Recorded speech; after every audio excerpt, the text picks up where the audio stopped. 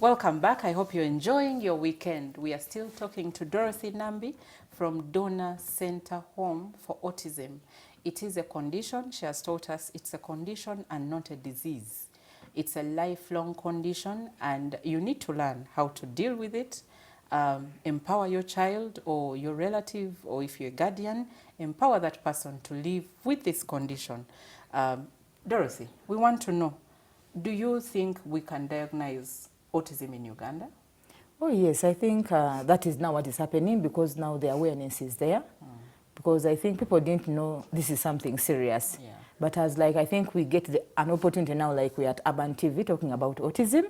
So we encourage parents, the moment you see something not right at around 6 months, it can even be before, because when a mother gives birth, you see when they test, is the child saying? Yes.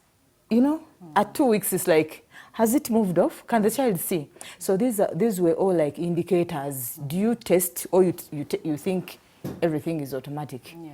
So if we don't really take things then for like as it is automatic, then we need to seek for medical help in case you discover something is not right with your child. Some people are not sensitive.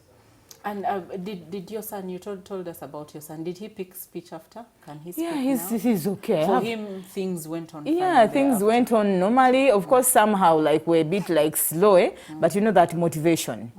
And I'm kind of like saying, could it have been maybe that? Because an ordinary child who is not like maybe with that kind of like a little question mark. Yes. So the diagnosis comes in. The moment you realize not all is well with your child, you need to find pediatricians are really doing this. Yes. So they should be the first people someone should go to. Contact. Do not go when it is too late, because the doctor will tell you now, nothing really can be done. Go and find a special school. And you know what it means when they tell you, take your child to a special school. Yes. It is psychological. Talk about how expensive those facilities are. Oh yes, even the children themselves. Even we are here. If your child hit I mean, that screen, you're like, oh my God, this human being. Yes. It's expensive taking care of them. And this is when we come out to seek for support. There could be people who have their monies. And maybe you can support a mother who is living with this child, because the men pull out and the mothers are remaining with these children. Are there some mothers who have pulled out? Also. Of recent, I heard the scenario, the lady was like, Sebo, have your child. I can't stand this. The boy was so violent. You know, he was like scratching like a lion. And the lady was like, no, I can't hold this. She had to run out. So it is possible. It is possible. So we are trying to say, in case it happens, don't run out of it. Just accept and support this human being. Now, you're talking about scratching. We have talked about the spectrum, but we have not given the signs.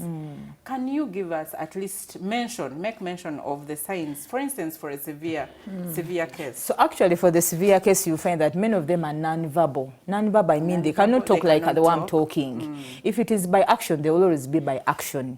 You imagine you're hungry, you want food, but you can't talk it out. You're going to behave weird. Oh, so it is like picking the saucepans and maybe, you know. So there are those who like get the saucepan, bring it to you. Yes. So it is you to kind of like, okay, so someone wants food. Yes. There are those who just begin hitting themselves and then like, oh, I think it's lunchtime. At school, I've seen them.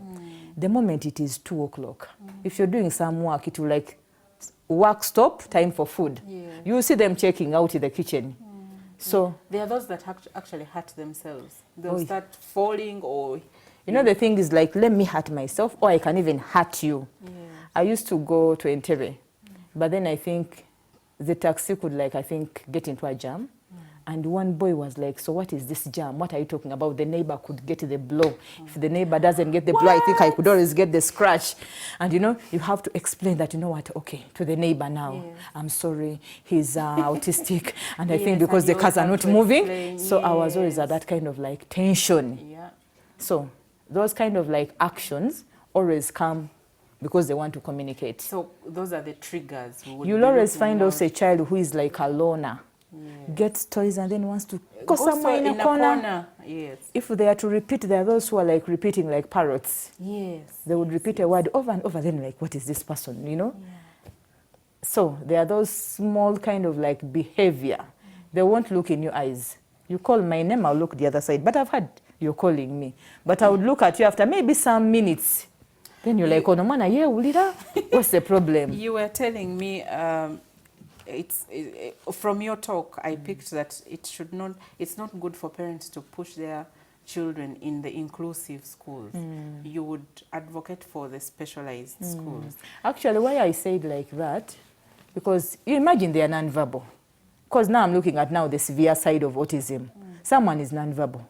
You're taking this child to a regular school. Yeah. The other ones are talking. They're like, teacher me, you know. Yeah. This one is not saying out a word. Is it really? Does it really make sense?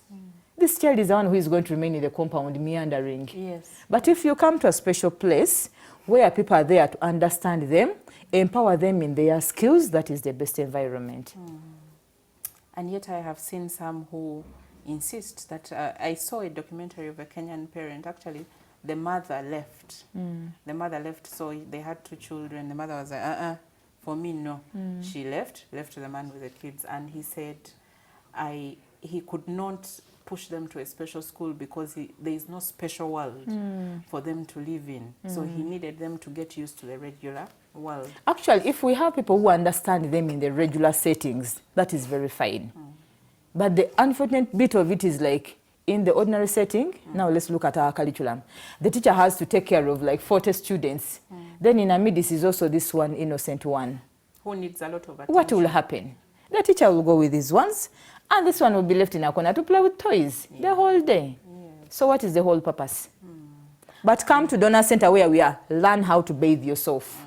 Get the brush. This is how you use it. That is our English, that is our SSC, that is our math. Hands-on practical skills. Get into the chicken house, learn how to feed the chicken, you know, clean the house, you know, they see things physically. So you teach them life skills. Exactly. Things to help them in the day-to-day. Exactly. They can learn to take care of themselves and they know what to do. And you have said that teaching them takes repetitive or routines. Exactly. So when you're feeding chicken, it means you're going to do that every day. And I'm looking at them. Maybe they can work on a farm. Oh, yes. There are some things whereby you don't have to talk, but it's just only action. That brings me to the stigma, and all along you've been tackling slowly by slowly. And I'll still talk about the stigma, that people should stop stigmatizing them.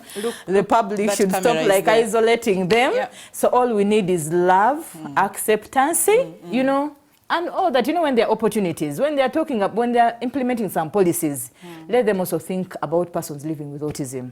Okay. Because now currently the government is like, schools shut down. Are they thinking about these other special people who are like... Talk about it. When we came on set, I asked if the kids could wear a mask, and you said no. So what happened with the mask? We had those issues around the COVID time, because I used to get calls from parents. Teacher Dorothy, help me talk to this Afande, because they're arresting us. I'm like, Afande, have you heard about autism? That child will just get that mask, tear it, thinks maybe you want to kill me. Because some of them are suffocating and they can't talk. So imagine someone collapsing. So we're like, please, Heavenly Father, you watch them and protect us, and that is all. So how have you handled COVID-19? So of course, at Donor Center, we trained them to wash your hands. That is now something. Of course, there are those who really overwash, and the soap will go, and then like, you know, I stop shouting. I'm like, the water is there, the soap is there, you can wash as often as you can. But with the mask, it didn't work. It didn't work. Maybe, you know, I've seen people invent things around COVID-19.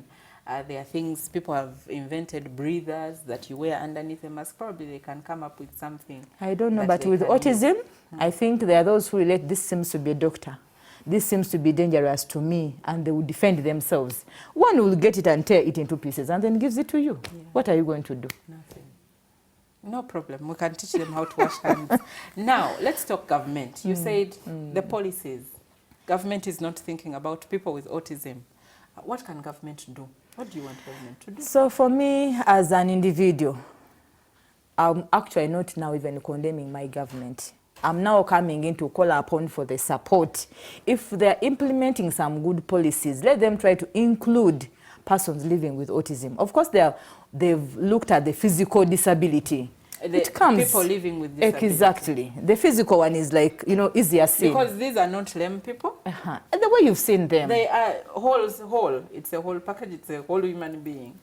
But And you're that's- saying they need to be included in those. Yes, when they are categories. implementing, if there are some good plans, I call upon government to come in and like say, oh, there is this unique condition. Maybe there are those people who are willing to sponsor children. You know, people always go into orphans, but this is for life. The condition is for life. You imagine you discover it at 2 years.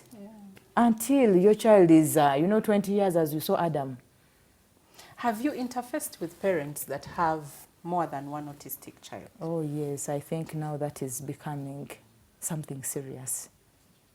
The firstborn is autistic, then the thirdborn is also on the spectrum. We are like, is the other one copying the other one? It is still kind of challenging. Is it a genetic condition? I can't really conclude, but sometimes we are like, we can't tell what generations were there before. We need to get a doctor to tell us Exactly. about these things. Exactly, because one says, I've never seen such a child in our family. But again, do you know what was in the other generations that you didn't see? So you don't know what was in the other generations. We don't know if it is genetic. But you And have, actually, let's that's talk why about, they let's still... talk about what advice would you give a mother? And we are talking about this in conclusion. You can keep it short. What advice would you give a parent that has an autistic child, more than probably one autistic child? I knew one that would literally, physically look so broken every single day of her life. Every single day. She had everything, but whenever she would think through life, she would drop these kids at school but look visibly tired. What advice would you give such parents? How can they enjoy life? Wow. I think as a mother, after seeing my children on stage, I would call upon mothers out there who have watched this program, who have seen my children play. There is hope. Do not lose hope. Do not lose courage. Do not give up. Take your children to places where people understand them.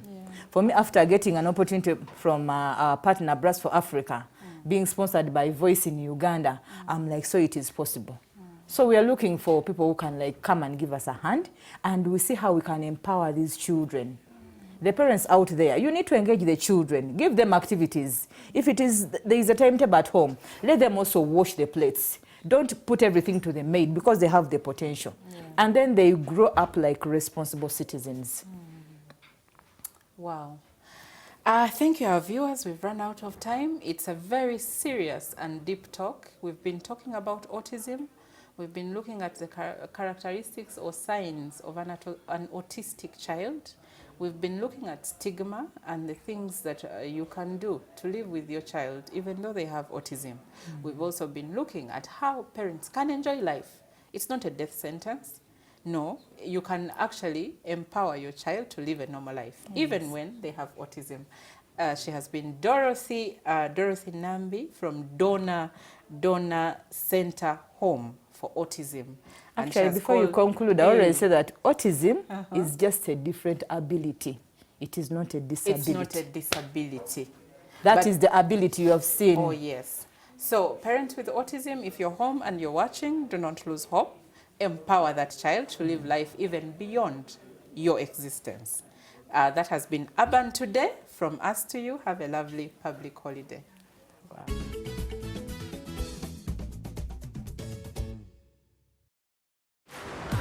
It's the